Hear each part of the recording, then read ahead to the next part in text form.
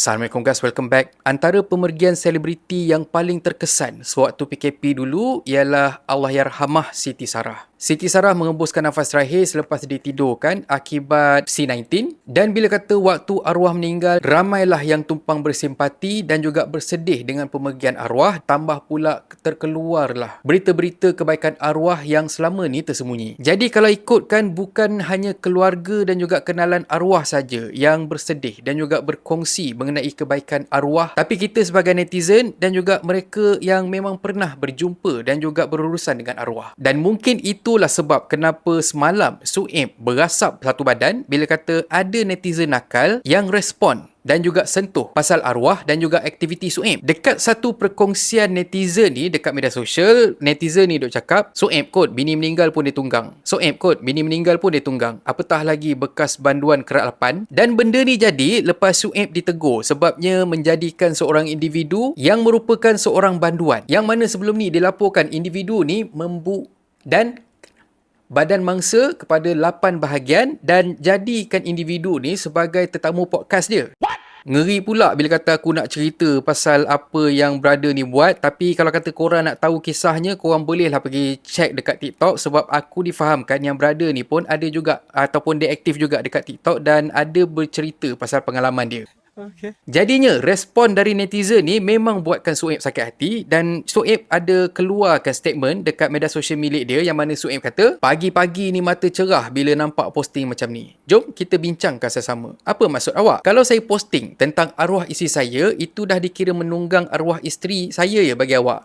Maaf nak tanya awak, saya memang tak boleh bercakap tentang arwah isteri saya ke? Bila saya bercakap pasal isteri saya tu dikira menunggang arwah isteri saya ke? Jawab soalan saya. Sikit macam itulah. Kalau ikutkan netizen seorang ni bila kata dia kritik dan juga komen pasal podcast Suib dan kawan-kawan dan juga subjek yang dibawa dekat podcast tu, pada aku tak ada masalah pun. Kalau Suib koyak dengan kritikan dan juga komen dari netizen ni, itu terpulang dekat Suib sendirilah. Sebab kalau kata kita nak buat podcast, bila kata kita nak berdepan dengan public kan, hati kita kenalah kental.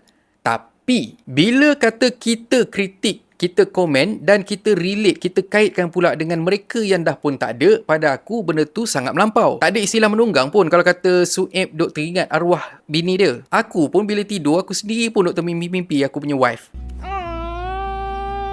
Aku rasa lah kan, kalau kata netizen ni yang jadi bini Suib, aku rasa memang hari-hari dia koyak. Sebab Suib macam mana pun dia tetap teringat juga dekat arwah Siti Sarah. Sebab apa? Sebab dia sayang. Siti Sarah dah jadi sebahagian dari hidup dia waktu si Suib ni susah. Sampailah Suib alhamdulillah diberikan rezeki, sampai orang kata melimpah ruah macam ni. Kau gila ke apa nak lupa orang yang bersama-sama dengan kau waktu susah? Asasnya nasihat aku untuk semua, kita tak ada masalah kalau kata kita nak kritik, kita nak komen sesuatu benda yang kita kurang setuju. Tapi tetap juga ada batas. Dalam Islam sendiri pun ada bercerita pasal benda ni. Sebagai contoh, hadis dari riwayat Bukhari ni, katanya, janganlah kamu mencela orang-orang yang telah meninggal, kerana sesungguhnya mereka telah sampai pada balasan terhadap apa yang telah mereka lakukan.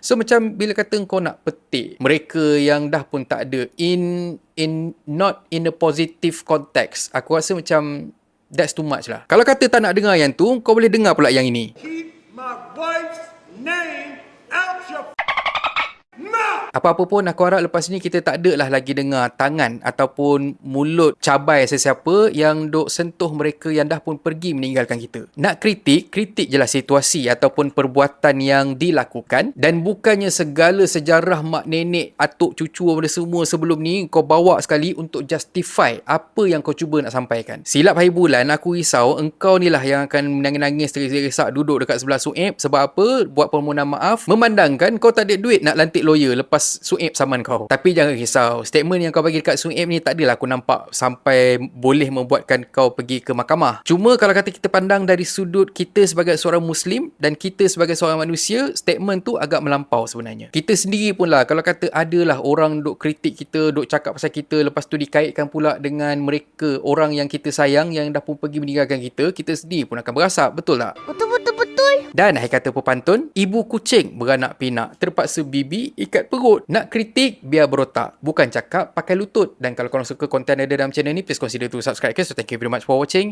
and have a nice day. Assalamualaikum. Assalamualaikum guys. YouTube ada fungsi baru iaitu Super Thanks. Kalau kata korang nak belanja aku duit kopi, korang boleh tekan butang Super Thanks tu. Tak mahal pun nak belanja aku kopi. Jangan risau, aku tak menunggang. Duit sumbangan korang tu akan dapat dekat aku 100%.